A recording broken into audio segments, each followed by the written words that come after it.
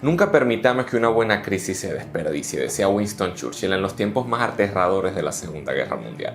Palabras que para muchos han tomado un sentido mucho más oscuro a partir de la pandemia y la cuarentena. Porque en los últimos meses hemos visto a varios gobiernos anunciando oficialmente un gran apagón y hasta llamando a abastecerse de productos por la escasez que se acerca, colapso en el comercio internacional, exageradas subidas en los precios y mayores controles por parte de los estados y las grandes empresas. Pero debo decirte que este video no es un contenido de alarma, sino un análisis de lo más objetivo posible de lo que realmente estamos viviendo, los planes que existen y lo que está por venir. Que muchos inversionistas advierten se trata de una gran crisis a escala mundial, pero la verdad es que ya está aquí y puede que aún no sea tarde para aprovecharla. Por eso te revelamos lo que está detrás de estas alarmas recientes, las tendencias que vemos hacia los próximos meses y las 3 grandes crisis de las que no puedes escapar. Y comencemos por el temido gran reinicio, surgido como respuesta a la crisis económica de la pandemia.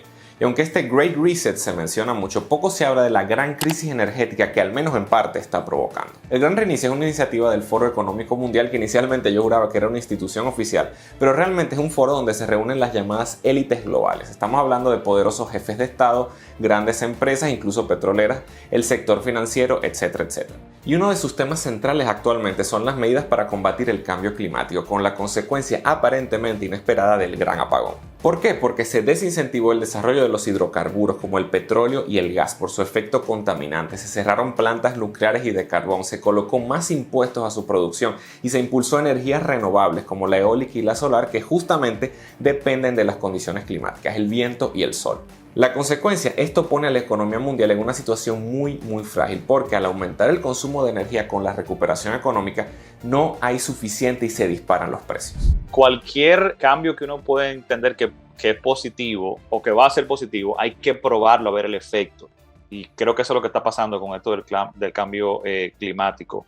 Y por ejemplo, de lo que se habla de tarifas y demás que se pueden cobrar y impuestos que se le pueden cobrar a las compañías por el impacto que puedan tener en el medio ambiente y demás, son cosas necesarias porque sí es algo que tenemos que cuidar el medio ambiente, pero la gente tenemos que tratar de ver, yo creo, la realidad en toda su magnitud y no solamente ver, ok, tenemos un problema con el cambio climático, sino tenemos que analizar qué impacto pueden tener esa política en la economía y al final sí podemos estar salvando un problema del cambio climático, ¿verdad? Pero de repente hacemos que miles y millones de personas sufran más y venga una hambruna, no sé, o sea, problemas, por ejemplo, de más pobreza, porque estamos limitando entonces el acceso, por ejemplo, a energía regular del tipo que hemos tenido hasta ahora. Entonces son cosas muy delicadas que a veces suena como que uno quiere ser como el más gurú de la cuenta, porque los economistas en general, no yo, digo los economistas, cuando hablan de todo tipo de cosas y lo complejo que es la economía, pero es que es cierto que es compleja. Mira, este señor Saylor, que tú me mandaste un video el otro día, me llamó mucho la atención que él decía,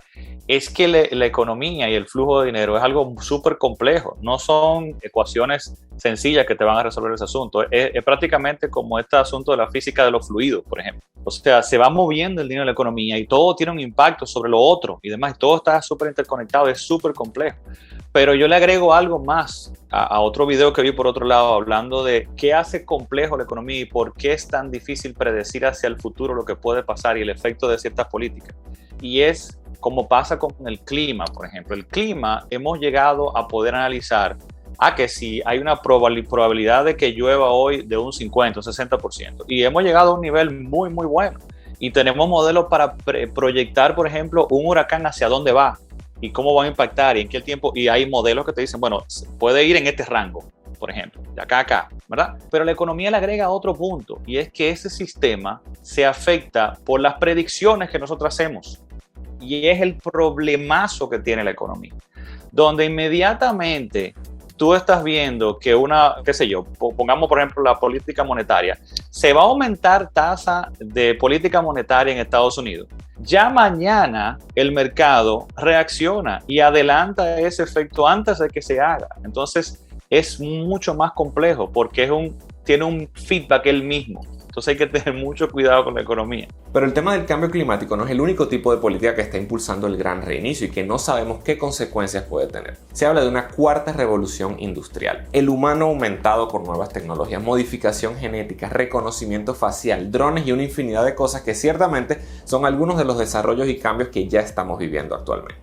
de tratar de hacer un cambio, por ejemplo, cultural en las personas, eso yo no sé ni cómo lograrlo, eso es muy complejo, porque la cultura es algo muy, muy difícil y no es algo que tú vas a poder hacer con 2 o 3 campañitas de televisión o poniendo políticas. O sea, sí, con las políticas se va a lograr un cambio, definitivamente, pero no, estos no son cambios que se logran en 1, 2, 3, 5 años. Este tipo de política para poder moldear el comportamiento de la gente son décadas. Hay que planificar décadas, por ejemplo. O sea que tampoco yo no entiendo por qué la gente estuvo tan impactado por esas noticias, ese asunto del gran reset, porque es algo que no hay forma de que ellos decidan implementarlo hoy y mañana, pasado o en 5 años se ve un efecto real. Moldear el comportamiento humano es muy, muy difícil. Se puede, pero toma décadas realmente. Y sí, yo creo que hay algo que se va a dar con esta pandemia en el reset, y es que todos nos hicimos un reset. Este tipo de crisis y de eventos, yo siempre digo que crean como generaciones, donde, por ejemplo, la gente que sufrió mucho en la pandemia y que vio, por ejemplo, que sus finanzas no estaban sólidas para poder soportarla, esa persona de ahora en adelante y sus hijos probablemente sean mucho más conservadores a futuro y sean más previsores de, qué sé yo, de ahorrar más, de crear activos y demás. O sea, hay un despertar en ese sentido y creo que mucha gente se abocó a ver un poco más allá de lo que es la riqueza material y comenzamos a ver más lo que es más importante, que es quizá la libertad, o sea, el tener la capacidad de yo poder decidir qué quiero hacer con mi tiempo, mi vida y demás, no necesariamente el yate y demás. O sea, hay varios enfoques, yo creo, que surgieron nuevos en medio de esta pandemia, que sí yo creo que puede ser más el reset natural que se dio por el evento como tal. A eso sí yo le llamaría un reset. No, efectivamente, o sea, y hubo muchos cambios, como tú dices, internos. Me gusta como el enfoque que estás teniendo en ese sentido, porque como que incluso seguramente los valores cambiaron, las prioridades de mucha gente cambiaron en vista al futuro. Y bueno, y si lo relacionamos de nuevo con la parte, digamos, más económica, incluso mucha gente empezó a invertir, que eso llama mucho la atención. O sea, ya pensando hacia el futuro, claro, surgió todo el tema de los meme stocks y todo este otro problema, vamos a decir así, que lleva mucha volatilidad, mucho riesgo. Pero por lo menos la gente está, como mucha gente está ingresando a los mercados y comenzando por lo menos a interesarse por el tema de las inversiones mucho más que antes. Uno de repente anda por ahí en la calle y cualquier persona te puede estar hablando de que no, que las inversiones, ¿no? De repente te menciona el Bitcoin o cosas así, bueno, pero por lo menos y Tesla. Exacto, Tesla.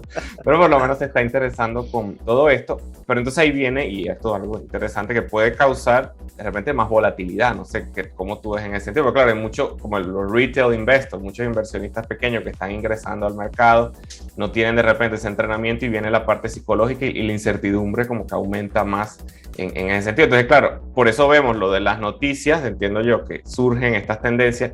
Ya uno ve de repente que tú ves YouTube, si hay una tendencia en YouTube, eso seguramente va a impactar los mercados, que uno lo ve directamente con esto de los meme stocks, por ejemplo, o de repente un youtuber habló de X acción, tiene mucho impacto, de repente eso puede impactar los precios como estamos viendo allí. Entonces, ¿cómo tú ves esa parte de la volatilidad? No, definitivamente. Yo creo que ese ha sido mucho más volátil el mercado y las inversiones de lo que se venía viendo en los últimos quizá 10 años. Pero tampoco es una locura de que ahora estemos en rangos de volatilidad nunca vistos, por ejemplo. O sea, en los 80, en los 90, en los 2000, o sea, había mucha más volatilidad.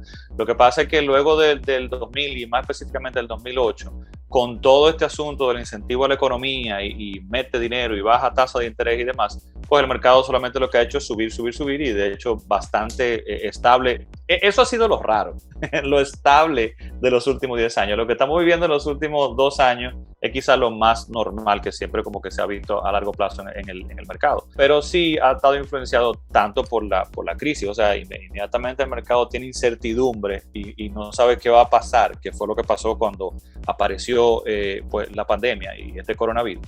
¿Qué va a pasar? ¿Qué va a pasar con el mundo? ¿Qué va a pasar con el futuro? Al mercado no le gusta eso, la incertidumbre no le gusta. Inmediatamente cayó fuertísimo. Luego entonces surgen todas estas oportunidades, al mercado caer, entonces surgen oportunidades, la gente comienza a hablar de las oportunidades de meterse en el mercado y comienza a invertir. Y luego entonces está el efecto de las redes sociales y la hiperconectividad que tenemos al día de hoy. O sea, entonces esto, visto por ejemplo que lo estudia bastante bien este premio Nobel de Economía, Robert Shiller, que lo trata, de hecho, en la última versión de su libro, porque lo he ido actualizando, Exuberancia Irracional, pues él trata el efecto de la comunicación, el efecto de toda esta interconexión y cómo eso impacta a la volatilidad. O sea que definitivamente lo que vimos en los meme stock, en AMC, en GameStop, en todas estas acciones, en el mismo Dogecoin también, que fue otro efecto parecido, pues tiene que ver con esta hiperconectividad que tenemos. Y sí, lo peligroso, como tú decías, es mucha gente nueva en el mercado que ve estos crecimientos y entiende que eso es lo normal, que yo puedo poner dinero y que se duplique en un mes. Y no es así. Así mismo como se puede duplicar en un mes, cuando hay ese crecimiento exorbitante, pues regularmente también pueden venir caídas exorbitantes. Y es donde la gente puede ha hecho daño de vez en cuando. Y sobre todo también por no entender cuál es la expectativa realista de retorno en el mercado. Retornos por encima de un 12, 13% promedio anual son muy, muy raros. Tú me compartiste un video de Bill Ackman, creo que se llama, y ese caballero, por ejemplo, dirige uno de los fondos de inversión más grandes y importantes del mundo y que más retorno ha tenido. Y en los últimos, creo que el video ha hablado de 15 o 20 años, no sé. El retorno promedio de ese caballero es de 16%, 16.5%, una cosa así. Gran retorno, ¿no? O sea, en el mercado, eso es un gran retorno, pero la gente no lo ve así. Es un gran retorno y ese señor es haciendo apuestas jugándosela y sabiendo muy bien lo que está haciendo. Y, o sea, es un equipo de personas trabajando detrás más la cabeza de él. Y ese es el retorno que ha tenido promedio anual. Entonces la gente entiende que es fácil conseguir un 30%. No es así, porque lo puedes conseguir en un día, lo puedes conseguir en un mes. El problema es la consistencia a largo plazo y poder proteger. O sea, Ramón, es que tienes que meterte en Dogecoin porque acabo de duplicar mi dinero. Sí, ahora ¿cómo lo proteges? Eso que lograste porque la pegaste, ¿cómo lo protejo para que se mantenga y no caiga? Si me quedo ahí dentro de ese activo solamente, es muy probable que vea una pérdida muy importante. Entonces es lo delicado del mercado, pero es el comportamiento natural y normal del mercado. Eso va siempre a pasar, siempre entrarán jugadores y se quemarán, y otros que tienen un poquito más de experiencia podrán hacer retornos reales. O sea, ese es el comportamiento normal de la realidad y del mercado. Oiga, si yo vi que por ejemplo, a la hora que mencionas lo de Dogecoin, hubo una persona, un muchacho que se hizo muy famoso, como que de Dogecoin Millionaire, ¿no?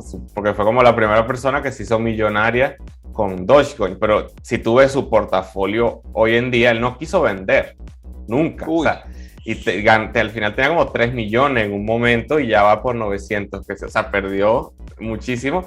Pero claro, su argumento es ya por un tema como de branding, como mira, ya yo soy como el Dogecoin Millionaire. Supongo que él tendrá otras fuentes de ingreso asociadas a su marca que ya vienen, porque oye, si vendo, pierdo el estatus. Supongo que claro. Esa es como su lógica. Pero bueno, esas son cosas que se están viendo hoy en día. Realmente lo que debió, por lo menos si tuvo unas ganancias así, retirar algo y bueno, cambiar ese portafolio, ¿no?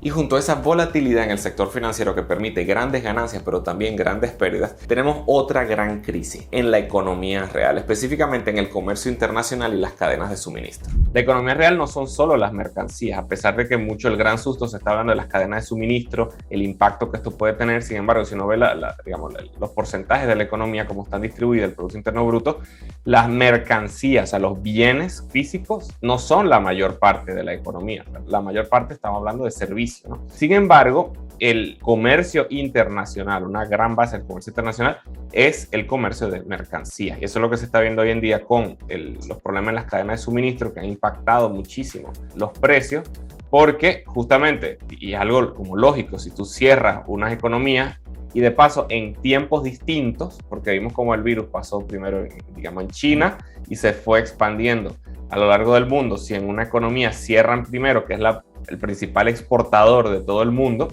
los buques que están transportando las mercancías se quedan parados no donde se tienen que quedar parados. De repente los buques, que fue lo que pasó, las mercancías en China, por ejemplo, los buques en Estados Unidos. Entonces, como tú después cruzas eso para volver a mantener el orden. Y eso se ha visto que se sigue extendiendo por meses y meses y meses y meses, y no parece que eso se pueda resolver rápidamente. Sin embargo, uno ve de repente Amazon, que eso le impactó positivamente muchísimo. El tema de, por lo menos internamente en Estados Unidos, todo el comercio digital, etcétera, etcétera.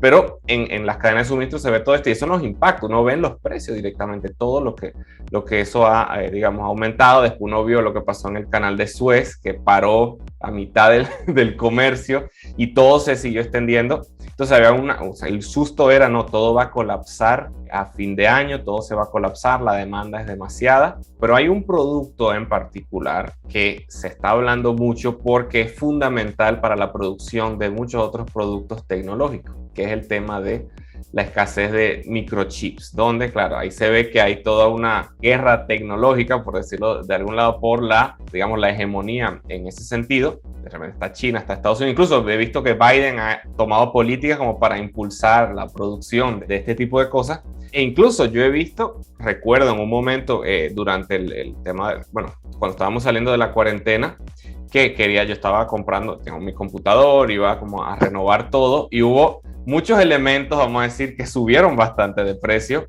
y parte era, recuerdo, por el tema de la demanda que había por la minería de criptomonedas, recuerdo que ese era un factor, pero había otro factor que no era de la demanda, sino de la oferta. Estamos hablando del tema de la escasez de chips, pero ¿qué quieres comentar en ese sentido?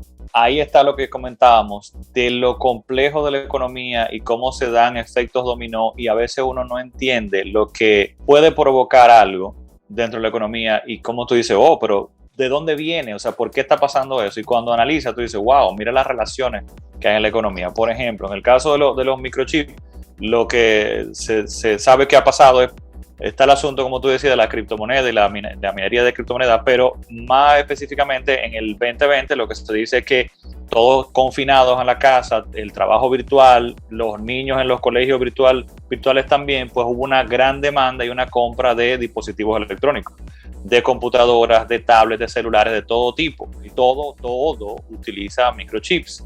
Entonces hubo una gran demanda de todo esto, una gran compra y se desabasteció el asunto de los chips como tal. Pero también tenemos que las fábricas entonces, las compañías que fabrican estos componentes, pues también estaban con personal limitado por el asunto de la cuarentena, o sea, no podía ir todo el mundo a trabajar, entonces poca también producción. Entonces, ¿qué pasa? Todavía no estamos reponiendo de eso y con toda la apertura nueva, comenzamos a ver qué entrelazada está la economía, donde, por ejemplo, y aquí te traigo una anécdota, estaba para este año cambiar mi vehículo y pues entonces nada, estaba pensando, bueno, déjame ya que pase este año 2021, lo compro en el año que viene, comienzo a investigar y me doy cuenta de que aparece una buena oportunidad a un precio razonable por un vehículo eléctrico que es lo que quería comprar actualmente. Y hablo con mi amigo y me dice, sí, estoy trayendo este vehículo y demás. Yo, ok, me parece fantástico, pero nada, yo voy a esperar a enero, febrero, para que cierre el año. Me dice, bueno, yo lo que te voy a decir, yo acabo de comprar 15 vehículos de ese tipo, me quedan 2, no ha llegado ni uno al país y todos se vendieron desde allá y uno de esos 2 se me va a vender entre hoy y mañana, o sea que dime lo que vas a hacer. Y te digo una cosa, no sé si voy a conseguir más en las próximas semanas. Y yo, ok, espérate, pero déjame tomar entonces acción. Y cuando le pregunto, ¿cuánto vale? X, tanto. Y yo, ok, ¿qué tú esperas? Si en el próximo embarque me dice no, el próximo embarque va a llegar $2,000 más caro. Ok, y eso lo vas a hacer que no, ya el próximo pedido, el que haga, si aparece, van $2,000 más caro. Yo no, pues espérate, vamos arriba, vamos a comprar inmediatamente. Y lo compré y todavía no me ha llegado. Okay, entonces hay una escasez enorme de vehículos e incluso cuando fui al concesionario para que entendamos qué interconectado está la economía, la persona del concesionario me dice, yo le pregunto, mira, pero ¿por qué este vehículo, que es el modelo más con todos los aditamentos, tiene el asiento que no es eléctrico? O sea, no es con botones, todo es con manigueta, como decimos aquí en Santo Domingo.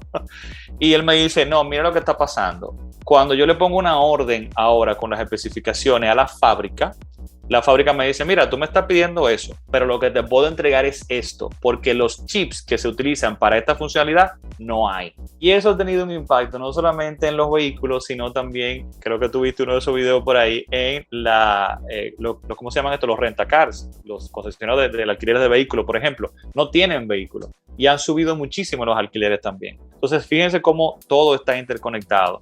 Y se dan este tipo de problemas y de inflación en la economía. Ahí yo, por ejemplo, recomiendo a la gente que trate de ver cuáles su inflación, porque dependiendo de tu etapa de la vida y tu presupuesto y demás, o sea, y lo que tú estás consumiendo como tal, tú puedes ver una diferencia muy grande a lo que se está reportando, digamos, en la economía como tal. O sea, ese 8% para ti puede ser que sea un 8%, pero para otra persona puede ser que se haya duplicado o triplicado, por ejemplo. O sea, depende de lo que consumas, definitivamente. Yo estaba haciendo, no recuerdo si era un posgrado o una maestría, y uno de los profesores más interesantes, creo que era negocios internacionales, pero él hablaba mucho de economía, creo que era economista. Y evidentemente el tema en clase era la crisis que estamos viviendo en la economía. Y él entonces comenzó a pintar esta foto horrible de un desastre económico que estamos viviendo y que esto se acabó. O sea, y iba contando y no, porque va a pasar esto y la política monetaria y están cometiendo errores aquí y tal cosa. Y todo el mundo se le cayó hacia el semblante. Y él parece que en un momento volteó a la clase y vio a todo el mundo con esa cara así como de, bueno, o sea, hoy no duermo yo con lo que me está contando este señor. Y él dijo, no, pero espérense un momentito, esténse tranquilos porque la economía sola, y hizo este movimiento, se acomoda. Lo tengo aquí en la cabeza, fue como para pasarnos una mano y tranquilizarnos. Y es lo que tú estás comentando. Al momento en que un producto, por ejemplo, que tú consumes regularmente, se dispara y se duplica y no lo puedes comprar, no lo vas a comprar, vas a buscar un sustituto. Y el sustituto puede ser que si tú comías todos los fines de semana un churrasco en tu casa y no lo puedes pagar porque está duplicado, lo vas a reemplazar entonces por un pollo, por lo que esté más económico. No vas a dejar de consumir lo básico, lo que tienes que consumir, pero vas a buscar sustituto o vas a dejar de consumir cosas o vas a postergar compras. Eso hace que la economía sola se ajuste. Entonces, esto es preocupante, esto es algo que definitivamente nos impacta todo, esta inflación y todo esto que está acá, pero no pensemos que es el fin del mundo, porque al final uno se acomoda y se adapta. Y estos momentos entonces de reemplazo de productos y demás, y este no consumo de ciertos productos, pues hace que todo comience a balancearse. ¿Que va a ser un momento bonito? No va a ser cómodo, no vamos a tener que apretar el cinturón todo lo que tengamos que apretarnos, pero como tú bien dices, la economía sola se va adaptando y se ajusta. La pregunta es si ese ajuste será progresivo o violento ante el experimento económico de los gobiernos que analizamos en este video. Y si estos análisis con distintos puntos de vista son de valor para ti, suscríbete al canal. Soy Gabriel González Florentino, el economista y youtuber, y recuerda que todo sistema tiene su método y el método funciona.